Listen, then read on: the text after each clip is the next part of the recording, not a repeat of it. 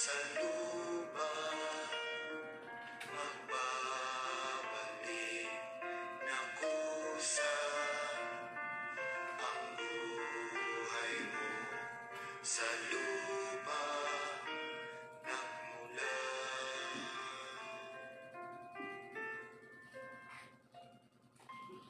Bago mo linisin ang lunis ng iyong kapwa, hugasan ang iyong putik sa mukha.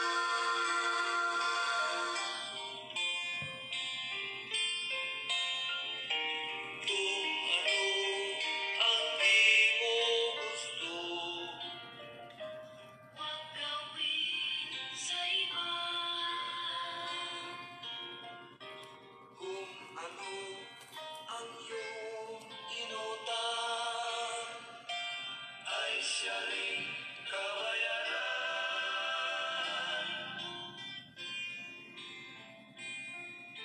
Sa mundo, ang buhay ay mayroong hangganan dahil tayo ay lupa lamang.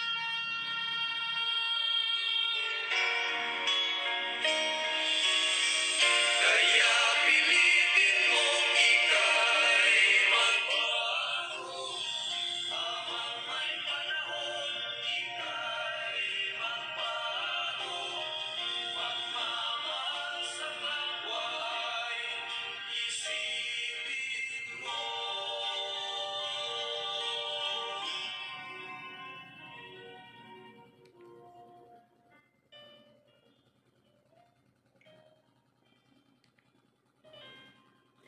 Isa pong pinagpalang araw sa lahat.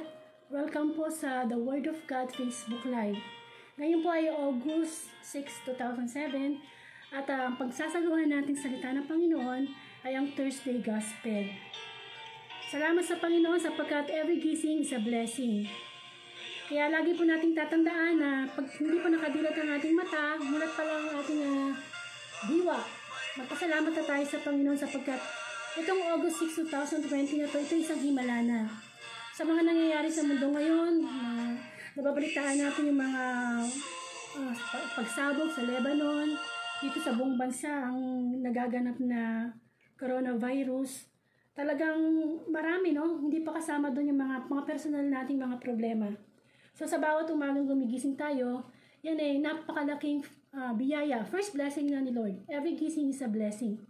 So, sana bigyan natin ng halaga na unang isipin natin na magpasalamat tayo kay Lord. Sa bawat umaga, umiti tayo, tingnan natin ang mundo na maganda pa rin sa kabila ng mga problemang nakapaligid. Sapagkat bakit? Nandiyan pa ang Diyos eh. Hanggat buhay tayo, binibigyan tayo ng pagkakataon na tayo ay magbalik loob sa Panginoon. Tayo po ay magkaroon ng opening prayer. Sa ngalan ng Ama at ng Anak at ng Espiritu Santo. Amen. Salamat po Panginoon sa iyong kabutihan, purihin ka ang iyong pangalan, napakadakila mo. God is good all the time, hindi ka kailanman nagsawa na lagi kaming bigyan ng pagkakataong makarinig ng iyong salita. Salamat Panginoon sa iyong mga salitang magbibigay sa aming kagalingan sa aming mga kasalanan, magbibigay inspirasyon, pag-asa, karunungan. Salamat sa Panginoong Jesus na ibinigay mo sa amin ang iyong buktong anak upang ibigay ang kanyang buhay, upang bayaran ang aming mga kasalanan. Lord, sa mga oras na ito, humingi po tayo ng kapatawaran sa ating mga pagkukulang. Patawarin mo po ako sa mga kasalanang nagawa ko sa mga nakalipas na oras. Linisin mo po ang aking puso, tanging lamang kuskusan ng banal na Espiritu ang manahan dito. Ang Espiritu mo, Espiritu ko'y magkaisa. Bigyan mo po ako ng kababaang loob ipahayag ng iyong mabuting balita. Ako po yung instrumento lamang at ikaw ang dahilan. Kaya may Facebook Live na ganito upang ipagmalaki ang iyong mga salita, ang iyong kabutihan, ang iyong kapangyarihan, ang iyong pag-ibig sa buong mundo. Ikaw po ang gusto namin mabigyan ng parangal at pasasalamat, Panginoon. Papuri sa iyo. Gawin din, Panginoon, ano man ang mga nasa sa loob namin, sa isip namin, mga problema, kabalisahan, sakit, Kahit ano yan, Lord. In Jesus' name, linisin mo ito, Panginoon, tanggalin mo. Sapagkat sa pang-oras na ito, naniniwala po kami na kapag ang iyong mga salita, ang siyang nasa puso namin, ikaw ay naririto sa aming tabi. Sapagkat ang gustong-gusto mo ay yung nakakarinig kami ng iyong mabuting balita. Ngayon din, Panginoon, sana hindi lang namin ito pakinggan. Higit sa lahat, ito ay aming sa buhay at ibahagi sa iba. Huwag namin kakalimutan na patuloy na lumalakad ang mundo, ang bawat araw sa pamamagitan ng iyong habag at pag-ibig. Wala kaming magagawa, Lord, kung wala ka. Patuloy ka pa rin kumilos sa mga susunod pang oras. At Panginoon, i-bless mo ang Facebook Live na ito, ang The Word of God. At ipinapanalangin ko din lahat na makarinig ng iyong mabuting balita ay mabless at magkaroon ng sariling reflection sa Thursday Gospel. Ang lahat ng ito ay dalangin ko sa iyo, Ama, sa pangalan ng Anak, Isa, ng Espiritu Santo. Amen. Amen. So, welcome po ulit sa The Word of God Facebook Live. Kumbaga, salamat nga sa Lord. Sabi ko nga, di ba kahapon, kung nakinig kayo ng Wednesday Gospel, masasabi natin na yung mga pagpapasalamat sa Diyos. Lagi natin ilalagay sa isip natin na magpasalamat sa Panginoon sa anumang bagay. And of course, yung kamukha nung unconditional faith. Yung pong sa gospel din kahapon na tungkol sa babaeng Cananea na talagang bumilib. Bumilib talaga ang Panginoong Hesukristo sa kanya. Biruwa naman, napakalaki ng kanyang pananampalataya. So, lagi tayong hinahanapan ng Diyos ng pananampalataya. Hindi lang basta pananampalataya, kundi isang malaking pananampalataya.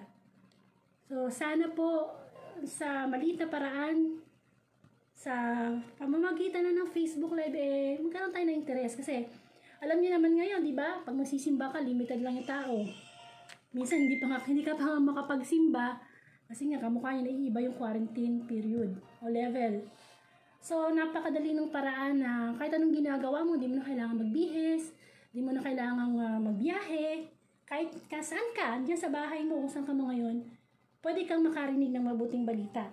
Pwede kang gumamit ng earphone habang may ginagawa ka. It's up to us kung anong gusto natin. Kasi naman, ang ating mabuting balita ay para sa atin naman to eh. Amen po.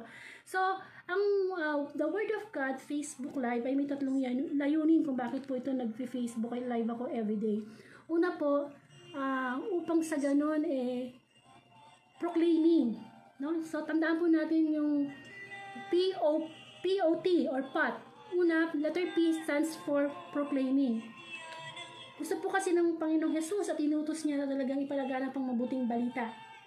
Hindi lang po minsan, kundi talaga po daily. Nakasulat po yan sa Bible. Yan po yung greatest commission. To spread the word of God to the whole world and make all people His disciple. Kung mababasa niyo po yan sa Matthew 28:19. Ayan naman po, nakikita niyo naman po sa screen eh. Di po ba? Tapos yung letter O, our daily bread. Nasulat din po sa Bible na inutos ng Panginoon na hindi lang sa atin napay nabubuhay ang tao, kundi sa bawat salitang namumutawi mula sa bibig ng Diyos. So tayo, pag nagugutom tayo, talaga namang kumakalam yung tiyan natin, tumutunog, di ba? At pagka natumunog na yung tiyan, gagawin mo lahat para makakain. Hindi tayo mapakali, hahanap ka ng pagkain, tubig, hindi ba? Kasi tao tayo kailangan natin ng pagkain. Yan ang physical food. Kapag yan ay nagkulang, magkakasakit, maghihina, pwede pang mamatay kung mamatay ka sa gutom. So kung physical food hinahanap ng katawan ng tao, masigit sa lahat na dapat hanapin ng tao ang spiritual food, which is nga yung our daily bread. At ito na nga po yung everyday gospel sa simbahan. So, 24 hours po tayong binibigyan ng Diyos ng oras. Siguro naman yung konting minuto or oras na ilalaan natin for pakainin naman natin yung ating espiritu. Kasi bilang isang tao tayo katawan, espiritu at kaluluwa. So, importante po yan. Kung tutuusin, mas mahalaga pa yan kaysa dun sa physical food. Kasi yung physical food, pag, kahit anong kang kain gawin natin, mamamatay din naman talaga tayo, dadating tayo sa bagay na yan, no? Ngunit, ang spiritual food, yun ang mahalaga. Mamatay man ang katawang lupa natin, mabubuhay ang espiritu natin kasama ang Panginoon. So, sana ilagay nyo na sa schedule nyo yung spiritual food, our daily bread. At ang huli po ay yung letter T, o tinatawag na transformation. Kailangan po, kapag halimbawa nakakarinig tayo ng salita ng Panginoon, sisimba tayo, o kaya sa mga TV, o sa kahit sino, basta Word of God, kailangan meron pong transformation, may nagbabago sa buhay natin. Hindi po kasi pwede na nakakarinig ka ng salita ng Diyos, pero wala naman nagbabago. So, para ka lang nakinig ng news, na pagkatapos nun, wala kang ginawa. Amen po. So, kailangan may nagbabago. May napapansin ka sa sarili mo na hinahanap mo na yung salita ng Panginoon, at pagkatapos, merong nagbabago sa'yo. So, yun po yung tatandaan natin na kapag nakikinig po tayo ng The Word of God Facebook Live, meron po tayong 3 mission and vision. At yun po yung POT, the proclaiming, tapos yung our daily bread, tsaka transformation. Amen po. So, ngayon, ito po ngayon ang gospel for this day, Thursday, August 6, 2020. So, ito po yung manggagaling sa kay San Lucas po. Amen po. So, pakinggan po natin ang mabuting balita ngayong araw na ito. At lagi nating isipin na kapag tayo ay nakakarinig ng salita ng Diyos, o kung tayo ay nagbabasa ng Biblia, ang Diyos ang nakikipag-usap sa atin. Ang mabuting balita ayon kay San Lucas, papuri sa iyo, Panginoon. Nagbagong anyo si Jesus. 8 araw pagkatapos sabihin ito, umakyat si Jesus sa bundok upang manalangin. Isinama niya sina Pedro, Juan at Santiago. Samantalang siya'y nananalangin, nagbago ang anyo ng kanyang mukha. Nagningning ang kanyang kasuotan na naging puting-puti. Di kaginsa-ginsay lumitaw ang 2 lalaki, sina Moises at Elias, na napakitang may kaningningan at nakipag-usap sa kanya. Pinag-usapan nila ang nalalapit na pagpanaw ni Jesus na magaganap sa Jerusalem. Tulog na tulog si Pedro at ang kanyang mga kasama, ngunit sila biglang nagising. At nakita nila si Jesus na nagniningning ang 2 lalaking nakatayo sa tabi niya. Nang papaalis na sa tabi ni Jesus ang mga lalaki, sinabi ni Pedro, "Guro, mabuti pa ay dumito na tayo. Gagawa po kami ng 3 kubol, isa sa inyo, isa kay Moises, at isa kay Elias." Ang totoo ay hindi niya nalalaman ang kanyang sinasabi. Nagsasalita pa siya nang matakpan sila ng isang ulap at sila'y natakot. At may isang tinig mula sa alapaap na nagsabi, "Ito ang aking anak, ang aking hinirang. Siya ang inyong pakinggan." Nang tumigil ang tinig, nakita nilang nag-iisa na si Jesus. At hindi muna sinabi ng mga alagad kanino man ang kanilang nakita. Ang mabuting balita ng Panginoon, pinupuri ka namin, Panginoong Hesus Kristo. Amen. So, bigyan po natin ng senaryo ang mabuting balita. Ang Panginoong Hesus po, umakyat po siya sa bundok para po mag-pray. Kasi gawain po naman talaga ng Panginoon yan. Alam niyo, isa sa magandang ugali na mamamana natin ay yung ugali ng Panginoong Hesus na lagi siyang nagdadasal. Hindi pwedeng lumagpas ang isang araw na hindi siya nagdarasal. Amen? Lagi siya nakikipag-usap sa Ama sa Langit. Lagi po siya talaga nakikipag-usap. At magandang halimbawa yun sa atin, no?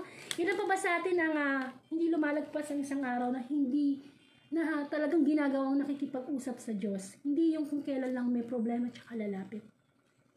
Amen? So, ngayon, pumunta na sa bundok ang Panginoong Hesus, no? Kasi mananalangin siya. At alam naman natin, kadalasan kasama niya ang kanyang mga alagad. At ngayon, itong si Santiago, Pedro at Juan, kasama niya yung sa bundok. So, habang nagpipray si Jesus, nagbago yung kanyang mukha. Talaga namang nangningning ang kanyang kasuotan, talagang puting-puti. Amen? So meron palang habang nagpe-pray pala si Jesus, may nagbago sa kanyang itsura. Pagkatapos, may lumitaw na dalawang lalaki sa tabi ng Panginoong Jesus. At yun ay si Moises at si Elias. Amen. At ganun din, nagpakita rin ng kaningningan, no? Maliwanag. Ang pinag-uusapan nila tungkol sa nalalapit na pagpanaw ng Panginoong yung nalalapit na kamatayan. Kasi nung nag-transfigurate o nagkaroon transfiguration ng Panginoong Jesus, wala pa siya doon sa period na siya dadakpin, sasaktan, paparusahan, wala pa doon. So, before pa that, no? Tapos itong mga alagad na to, sila Pedro, tulog na tulog sila, pero bigla silang nagising. At nakita nga nila si Jesus kasama si Elias at saka si Moises na nag-uusap-usap at talagang maliwanag, maningning. So, nung papaalis na po yung dalawang kausap ng Panginoong Jesus, si Moises at saka si Elias, ito'y bumangon si Pedro at ang sabi niya, Guro, mabuti pa'y dumito na tayo. Gagawa po kami ng 3 kubol. Isa sa inyo, at isa kay Moises, at isa kay Elias. Pero anong pong tinugon ng Panginoong Jesus? Ang sabi po niya ay nagsalita ang Panginoong Jesus habang may mga nangyayari sa kanyang paligid na natakpan sila ng isang ulap. At tapos sila natakot, no? Tapos meron pang isang tinig mula sa langit na nagsalita. At ang sabi nito, ito ang anak ko na aking hinirang. Amen? So dapat nyo siyang pakinggan. Yun ang sabi ng Ama sa langit. Tapos nung mag-stop na yung tinig na yun, nung tumigil na, nakita na nila nang nag-iisa si Jesus. Bigla lang nawala yung dalawang kasama after nung marinig yung tinig na yun. Amen?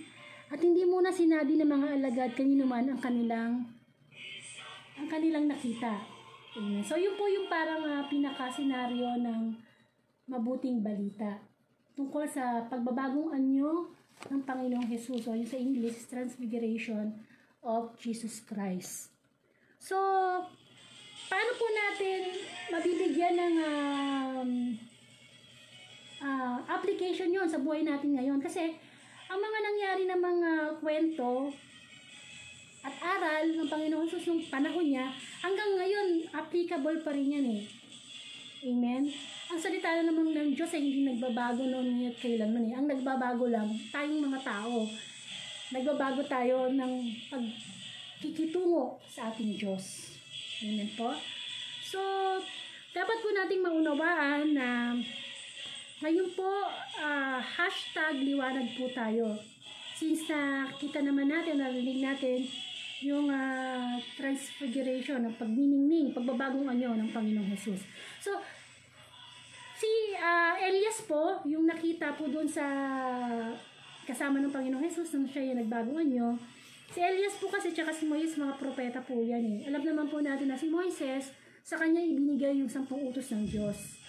Amen po. At marami pa talagang propeta, no? Bago pa dumating ang Panginoong Jesus, marami na naunang propeta. Iba-iba na, no? Nandiyan si Abraham, nandiyan si Noah, nandiyan si Isaac. Abay, lahat naman. Si Haring David. Pero lahat sila, may mga naniwala sa pahayag nila tungkol sa kapangyarihan ng Diyos, pero meron din hindi. Amen? So, ibinigay na lahat ng Diyos ang mga propeta hanggang sa dumating na nga ang Panginoon. Amen? Ang Panginoon, siya ang anak ng Diyos, hindi siya basta-basta propeta. Kasi binigay na lahat ng propeta, ayaw pa rin makinig, nagkakasala pa rin ng tao Kaya sinagad na ng Diyos Ama, binigay na niya ang Panginoong Jesus. Amen? So, at alam natin na nabuhay ang Panginoong Jesus dito, talaga man nangaral siya ng salita ng Diyos, siya ay nagpakasa out ng demonyo, nagpagaling ng mga may sakit. Amen po. So, dito po sa ating mabuting balita ngayon, ma-apply din natin yan dito sa kasalukuyan nating panahon. Kasi po ngayon tayo ay dumadaan sa pandemic. Ang coronavirus, naghahari, tinatakot niya lahat ng mga tao. Amen? Buong mundo at marami nang namatay dahil sa virus na ito. Amen po? So, paano natin ngayon ibibigyan ng idadalhin sa buhay natin yung pagbabagong anyo ni Jesus. Dadalhin natin siya ngayon sa panahon natin, 2020. So, #liwanag. Nagbagong anyo ang Panginoong Jesus para ipakita sa kanyang mga alagad na siya talagang anak ng Diyos. Siya talagang sinugo ng Diyos.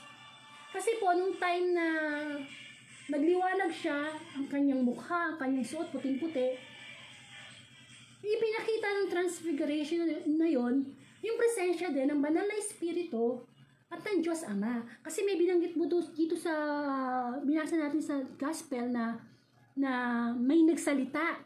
Di po ba? At yung nagsalita, anong sabi niya? Ito yung aking anak na aking hinirang. Yun po yung mismo ang Diyos Ama.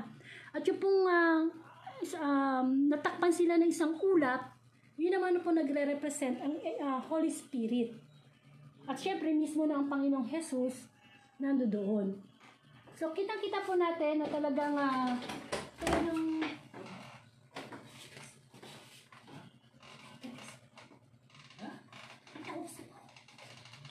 So, kitang-kita po natin na ang Panginoong Jesus ano siya, ipinakita niya na talagang galing siya sa Diyos Ama.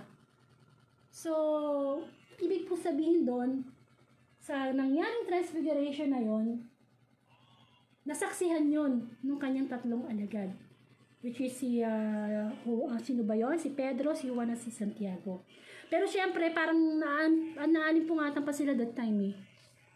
So, sa buhay natin ngayon na dumadaan tayo sa ganitong sitwasyon, coronavirus, bukod pa doon yung mga personal nating problema, masasabi natin na kailangan nating tularan ang Panginoong Jesus na nagbagong anyo, na talaga namang nagningning, pumuti, puting-puti. Amen? At ipinakita ang kaisahan niya sa Diyos Ama sa langit at sa Espiritu Santo. Sa buhay po natin, masasabi natin na kailan ba natin masasabi nga nagbagong anyo na tayo? Ibig sabihin ng nagbagong anyo na yung pagkatao natin. Tinalikuran na natin yung ating mga kasalanan. Yung bang nagbagong anyo tayo na si Kristo na yung nakikita sa atin at hindi na yung dating sarili natin. Kasi lahat tayo ngayon dito itong mabuting balita na ito, ang gusto ng Panginoon, oo, dumadanas tayo ng problema sa mundo. Ito na yung time or sign na magbago na tayo. Kailangan na nating magliwanag. Kailangan nang makita sa buhay natin ang kapuspusan ng banal na Espiritu, ng Diyos Ama, ng Diyos Anak. Ng ating Diyos, kailangan makita yun sa buhay natin. Kailangan natin magbagong anyo. Magkaroon tayo ng liwanag. Kasi alam niyo naman po yung liwanag, no? Kapag maliwanag, talagang halos hindi ka na makatingin Huwag sobrang liwanag. Kaya di ba minsan nagsusuot ng sunglasses o any protection sa mata. O kaya pag may liwanag, kitang-kita mo yung daan mo. Subukan mong pumasok sa isang kwartong madilim. Tapos walang ilaw, walang liwanag. Di ba ang hirap po kumilos, kakapaka? Samantalang kapag may ilaw doon sa loob ng silid na yun, kitang-kita mo yung lalakaran mo, kukunin mo kung may hinahanap ka man. So, napakahalaga ng liwanag sa ating buhay. At ang liwanag na yan ay makukuha lang natin sa Panginoon. Amen? Ang Panginoon na magbibigay ng liwanag sa ating buhay. Ang Panginoon na magbibigay ng liwanag sa ating mga isip na nadidiliman. Nawawala na ng pag-asa, may problema tayo ngayon, nagdidilim na yung paningin natin, yung ating pag-asa. Ating pananampalataya, dumidilim. Pero, iba ang nangyayari. Imbis na magbagong anyo tayo, iba. Imbis na lumiwanag tayo, iba yung nangyayari sa buhay natin. Nagiging nagas gusto ng tao sa dilim. Kasi, pag ang tao nasa dilim, nagagawa niya yung kanyang kasalanan, itinatago niya yung kanyang kasalanan, para hindi makita ng iba. Kasi pag pumunta ka sa liwanag, sa katotohanan, at ang salita ng Diyos ay katotohanan, at ang katotohanan yung magpapalaya sa atin. Amen? So once na nahayag yung ating mga masamang gawa, ay nagkakasala tayo. Pero iba eh. Alam nyo, nung panahon ni Noah, yung unang ginunaw ng Diyos ang mundo, talagang masama na talaga ang mga tao ngayon. Noon. Amen? So, kung alam niyo yung kwento ni Noah, no, talagang gumawa siya ng malaking arko, malaking barko, tapos sabi niya, magbalik loob na kayo sa Diyos. Kasi gugunawi, papaularin itong mundo, malulunod kayo sa baha. Ginawa ng Diyos yung kasi nalungkot siya. Dahil sobrang sama na ng tao that time. Sobrang sama. Pero ang mas nakakalungkot, ang mga tao ngayon sa panahon natin, 2020, mas doble, mas triple, mas 7 times, 10 times, 1,000 times, 1 million times, na mas masama ang tao ngayon kaysa sa panahon ni Noah. Bakit? Sapagkat ang mga kasalanan na ginagawa natin ngayon, hindi na natin kinahihiya. Nakuha po nyo? Marami ng kasalanan dito sa mundo na hindi na kinahihiya ng tao. Kung ginagawa niya ang kasamaan na yon, tayo, tinatanggap na natin. Sinasabi na, ay ano na yan, normal na yan. Socially acceptable na yan, tanggap na yan ng society. Divorce, tanggap na yan ng society. Kahit sinabi ng Diyos na huwag paghiwalayin ang mag-asawa na pinagsama ng Diyos. Abortion ay normal na yan sa mundo. Amen? Samantalang sabi, huwag kang papatay sa utos ng Diyos. Amen? Ano pa? Hindi kasi lahat ang nakikita natin sa TV, sa YouTube, sa Facebook, naririnig sa radyo, hindi lahat yun liwanag galing sa Diyos. Sa panahon natang pandemya ngayon, kumikilos din si Satan. Nagtatrabaho din siya. At ang gusto niya mabigyan ng dilim ang ating isipan. Kaya makinig kayo mga kabataan. Mga kabataan, no? Lalo na yung mga anak natin. Hindi lahat ng nakikita nyo sa YouTube, sa Facebook, sa TV, liwanag na galing sa Diyos. Nakakalungkot bang isipin, marami ngayong kabataan na mas marami pang time na mag-cellphone, mag-YouTube. Amen? Kesa gumawa ng gawaing bahay, kung kailan naging stay at home, matulungan ang mga magulang, hindi natutulungan. Mas mahaba pang oras nila na mag-spend sa social media, kesa mag-spend ng time to talk with Jesus, to pray. Amen? Sapagkat, hindi lang kabataan, kahit lahat tayo. Minsan, mas mahaba pa ang oras natin sa mga bagay na walang kabuluhan, na hindi nabibigyan ng parangal ng Panginoon. Hindi naman madamot ang Panginoon. Alam niya tayo'y tao. Okay lang naman mag-cellphone ka eh. Gusto mo, manood ka pa TV eh. Okay lang mag-sports ka. Okay lang, gusto mo mag-videoke ka. Okay lang yun. Pero ang problema kasi sa atin, we should know our priority in life. And we should first seek the kingdom of God. Yun muna ang una. Unahin muna natin ang Panginoon. Amen? Nangyayari, nauubos na lang yung 24 hours, wala si Lord sa schedule. Amen? At hindi po yung maganda. Kaya po tayo nakakakilos, may hangin, may araw, may ulan, kasi ang Diyos ang nagpo-provide nun eh. Bakit po sino yung nagbibigay? Yun ang hindi natin nabibigyan ng oras. Kailangan natin ngayon sa panahon nito ng liwanag. Sa kabataan, sa senior citizen, sa nanay, sa tatay, sa ating presidente, kailangan niya ng liwanag mula sa Diyos. Amen po? Kaya lang kuminsan, madalas tayong tumingin ng kapintasan ng ating kapwa. Ang gobyerno natin, hindi sila perfecto. Ang presidente natin, hindi siya perfect. Pero dapat, imbis na batikusin, ba't natin suportahan? Pag sinabing magmas, pag lumabas, gawin. Biro mo nakakagulat.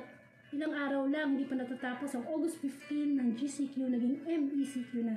Bakit? Sapagkat pataas ang mga nahawaan ng COVID. Amen? Maraming pasaway na tao. Maraming walang disiplina. Simula na magkaroon tayo ng coronavirus na yan sa Pilipinas, hindi na bumaba ang mga nahawaan. Bakit? May problema. Hindi sa gobyerno ang problema, kundi sa ating mga tao. Kahit gano'ng kagaling ang gobyerno, kahit gano'ng kagaling ang presidente, kung tayong mga tao hindi sumusunod, walang mangyayari. Sana lahat tayo dali na lang sa China. Sana lahat tayo dalhin na lang sa Singapore, sa saan pa, sa Hong Kong, sa Amerika. Sana lahat na lang tayo dalhin doon. Alam mo kung bakit? Dahil tayo mga Pilipino, kapag nasa ibang bansa, ang galing natin sumunod sa batas nila. Ultimo pagdura, di natin magawa kasi may penalty. Pero kung saan nandito pa tayo sa sarili nating bansa, tayo pa mismo sumisira ng ating kalikasan. Tayo pa mismo hindi sumusunod sa ating batas. Bawal magtapon ng basura, bawal tumawid. Tayo pa mismo ang nagva-violate nun. Kaya hindi katakataka na ang Pilipinas ay kasama sa isa sa mga korap na bansa. Dahil tayo mismo tayo mismo tumatanggap ng suhol, tayo mismo nanunuhol. Wala sa atin ang pagbabagong anyo, wala sa atin ang liwanag na nagmumula sa Panginoon. Laganap na ang kasamaan ngayon sa mundo. Gusto ni Satan punuin ito ng kadiliman. Upang sa ganon, kapag tayo ay nasa dilim, di natin makita ang Panginoon. Ang dali-dali kasing lumakad sa 2 pinto o 2 daan Isang daang makipot at isang daang maluwag. Ang mga tao ngayon ayaw lumakad sa liwanag ng daang pangmakipot sapagkat ay hirap. Pero ang daming taong lakad ng lakad, pasok ng pasok, sunod na sunod sa maluwag na pinto. Amen? O daan, kasi nandoon, madali, tawag ng laman, pero kapahamakan. Amen? Pagbabagong anyo ng Panginoon Jesus. Gustong-gusto ng Panginoon Jesus na ibigay sa atin to. Amen? Gusto ng Panginoon. Kasi ang dami sa buhay natin na madilim. Madilim ang ating puso, ang ating paniniwala, madilim ang ating pananampalataya. Gusto ng Diyos na bigyan nito ng liwanag. Bakit hindi natin i-focus ang ating paningin, ang ating puso, ang ating espiritu sa liwanag na hatid ng Diyos? Kasi yun ang magbabago sa atin. Amen? Yung liwanag na yun ang magbibigay sa atin ng patungo sa buhay na walang hanggan. Pero sabi ko na nga, sa panahon na ito, nagtatrabaho ang dyablo. Ang dyablo, pwede din siyang magmukhang anghel. Hindi naman papapakita si Satanas sa'yo ng mukhang demonyo na nakakatakot. E di hindi ka sumunod sa kanya. Kuminsan, ang demonyo sumasanib diyan sa mga material na bagay, sa mga pangyayari. Minsan, sumasanib yan sa mga cellphone nyo. Baka hindi nyo namamalayan. Hindi na kayo nakakakain dahil kaka-ML. Amen? Okay, baka hindi nyo namamalayan sinasaniban na pala ang asawa nyo ng demonyo. O kaya yung kapatid nyo. Mga kapitbahay nyo. Amen? O kaya, akala nyo, nanalo ako sa loto. Wow! Saya-saya tayo. Yung pala, ginagamit ng demonyo yun para mapalayo ka sa Diyos. So, kadalasan ng demonyo pumapasok sa mga bagay na nakakaakit sa tao. Kamukha ng ginawa niya kay Eva at Adan. Pumasok siya sa ahas, tinukso niya si Eva at Adan. Kaya mag-iingat tayo sa panahon na ito. Na tayo ay nabubuhay na lang sa Revelation o sa huling pahina ng Biblia. Sapagkat lahat ay naganap na. Hinihintay na lang natin ang second coming ni Jesus Christ. Amen po. Sana maramdaman natin na yes Lord, kailangan ko ang liwanag mo ngayon. Kailangan ko ang banal na espiritu. Ayokong mapunta sa dilim ng kapahamakan. Amen po. Kayo ba sa buhay niyo ngayon? Maliwanag ba ang pag-iisip natin? Bukas ba ang ating spiritual na pag-iisip? Na kailangan sa panahon na ito, ang kailangan ng tao, hindi ayuda mula sa gobyerno. Kung tutusin, wala nang ang ayuda Wala nang mga maibigay Kundi ang ayuda mula sa Diyos. Yun ang kailangan natin. Kasi kapag handa tayo sa muling pagbabalik ng Panginoong Jesus, hindi tayo matatakot, kundi mananalig sa kanyang muling pagbabalik. Kailan namang natatakot ang tao na mamatay kasi hindi pa siya handa, hindi pa handa yung kanyang kaluluwa saan mapupunta. Sa langit ba o sa impyerno? Amen? Kapag lumalapit tayo sa Diyos, lalapit din ang Diyos sa atin. Pero kung lumalayo tayo sa Diyos, napapalayo din siya sa atin. At lahat ng meron tayo sa mundo, kayamanan, pinag-aralan, lahat. Wala tayong may dadala kapag tayo namatay. Tanging tayo lamang harap sa harap ng Ama. Itatanong sa atin, kamusta na anong ginawa mo? Nagliwanag ba ako sa buhay mo? Kapag nag-aanyaya ba ako na makinig ka na sa aking salita, nakikinig ka ba? O hanggang ngayon, baliwala pa rin. Mas busy ka pa rin sa barkada mo, sa bisyo mo, sa pera mo, ano ipunin ko, ay nawalan ako ng trabaho, ay ganito, wala akong masakyan. Ang daming worries ng tao. Amen. At yun ang ayaw ng Diyos sa patuloy nating maranasan sa mundo ito. Marami tayong mga problema, pagkukulang, pero mabibigyan niya ng pagbabagong anyo. Ang gusto ng Diyos ngayon, magbagong anyo tayo, kawangis niya. Maging new creation tayo, bagong nilalang. Kahit ganyan pa rin yung itsura mo, pero yung puso mo, iba na. Ibang makikita ka ng kapitbahay mo, dati buwangera to, dati naglalasing to, dati nananakit to, dati magnanakaw to, pero nagbagong anyo ka. Dahil ang liwanag ng Diyos ay tinanggap mo. At ang liwanag na tinanggap mo mula sa Diyos, ibinabahagi mo sa iba. Amen po. Sana po ang kaharian ng Diyos ay nasa puso natin kasi matagal nang dumating. Kapag ang Panginoon ay nasa puso natin, nandiyan na naghahari na ang Diyos. Hindi na kailangan mamatay ka muna at mapunta sa langit bago mo makita ang kaharian ng Diyos. Dito pa lang sa lupa, pwede nang maghari si Kristo sa ating buhay. Amen po. Ang krus, kung saan ipinako ang Panginoong Hesus, makikita mo na napuno niya ng paghihirap. Naparusahan siya, pinako, inalipusta, dinuroan. Pero yung krus na yan, namatay siya at muling nabuhay. Na yung krus na yan, lahat tayo may krus na dinadala sa buhay. May pinapasan tayo ang krus. Pero pasanin natin ang krus na hindi tayo mag-isa. Kasama natin ang Panginoon. Pasanin natin ang krus na makikita na pinapasan natin ito papunta sa kaliwanagan niya. Hindi yung kapag may problema tayo, ang bigat-bigat ng kalooban natin na para bang tayo lang ang may problema. Na kapag may diabetes ka, parang feeling mo ako lang yung may diabetes sa mundo. Na kapag pag naghiwalay kayo ng asawa, parang ikaw lang hiniwalay ng asawa. Na kapag nawala ka ng trabaho, parang ikaw lang nawala ng trabaho. Walang problema o pagsubok dito sa mundo na ikaw lang nakaranas. Lahat dinanas ang tao niyan.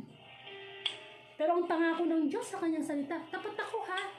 Kapag may problema ka, bibigyan kita ng lakas. Bibigyan kita ng liwanag. Kaya ang kaso pag may problema, saan tayo pumupunta? Sa alak, sa sugal, sa drugs. Talagang mababagsak tayo sa kadiliman. Amen po.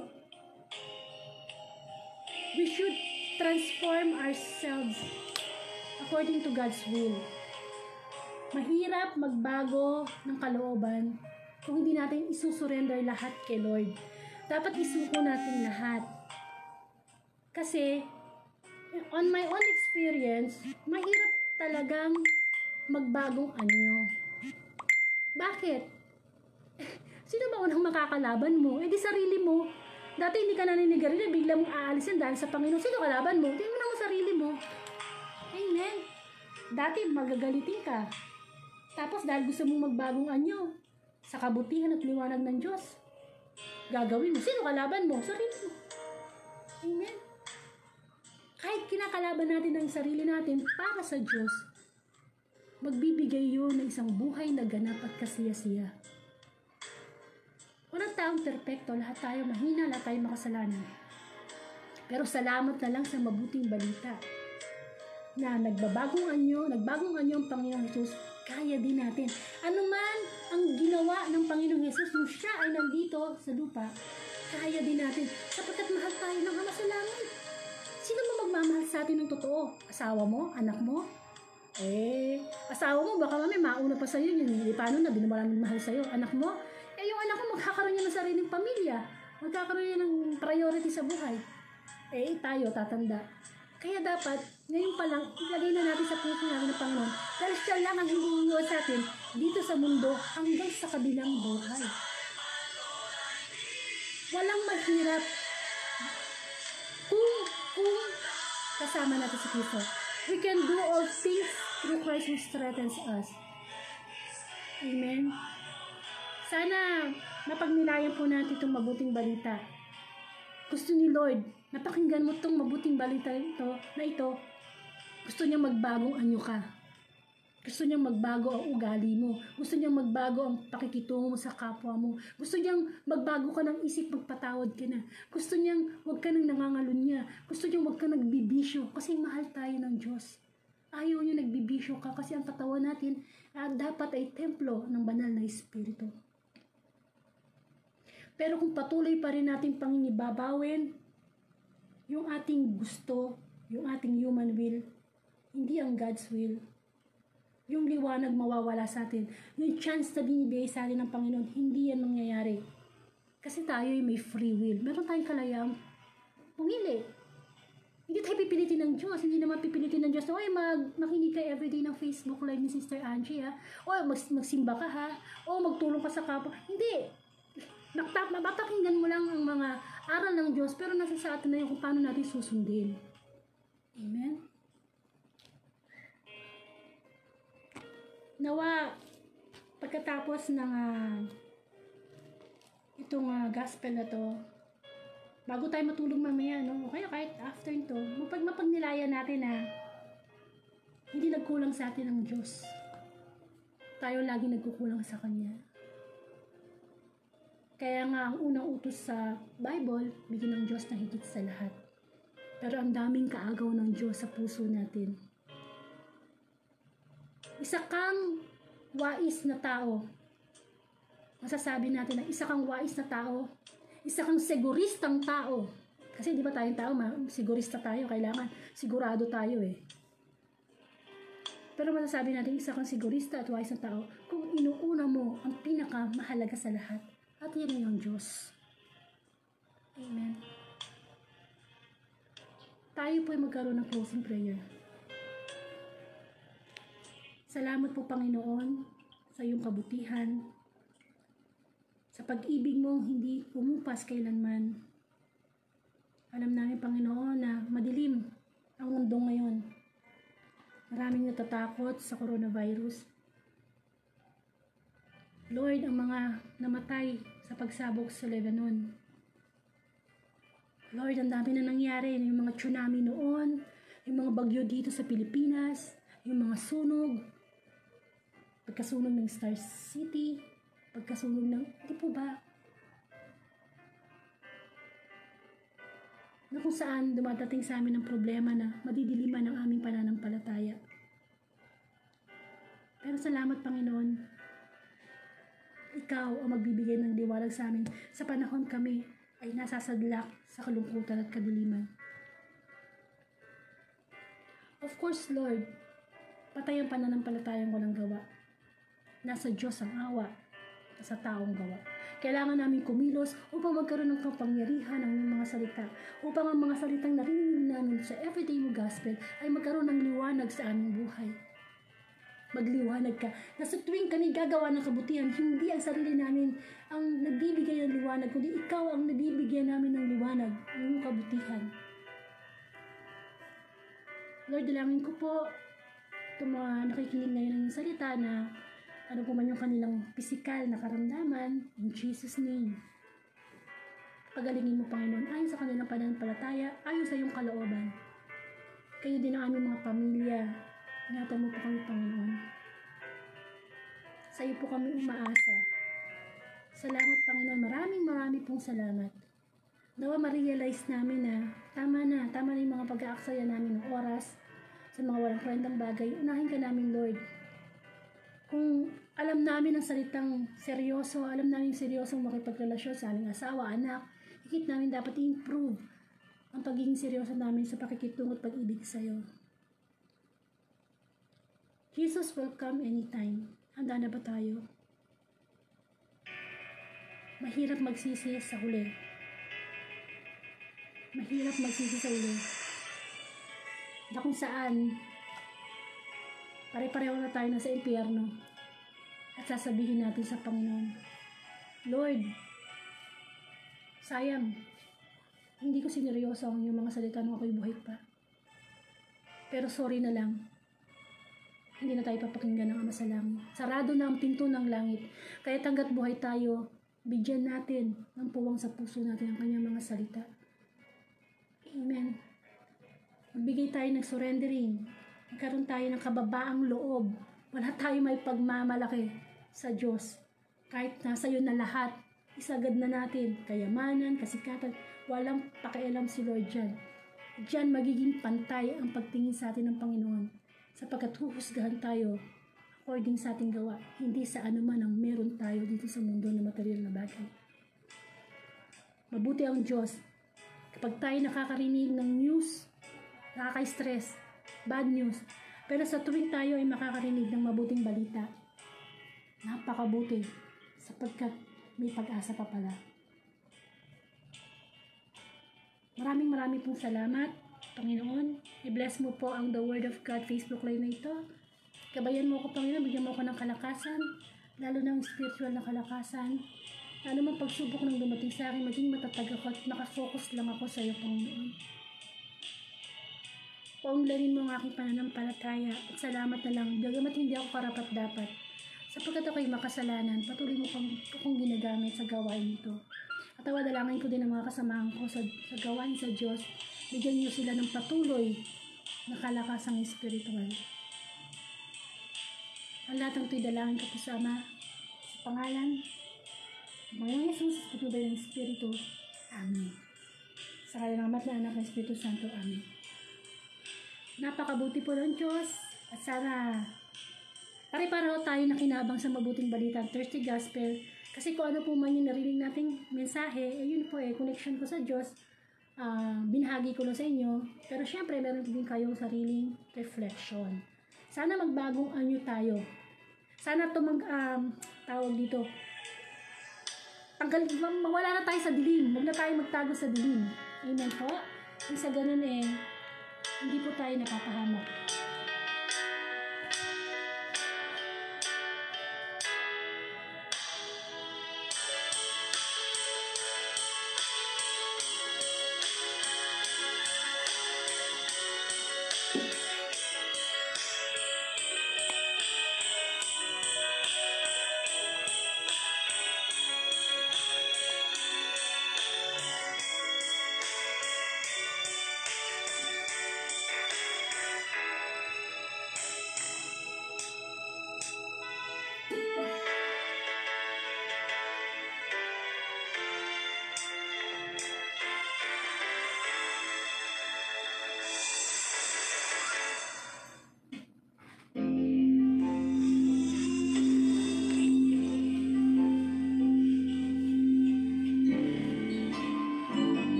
Just what is it in me?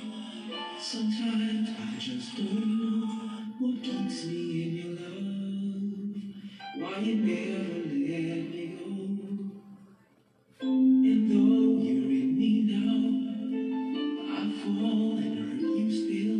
My Lord, please show me how to know just how you feel. You have forgiven me too many times it seems.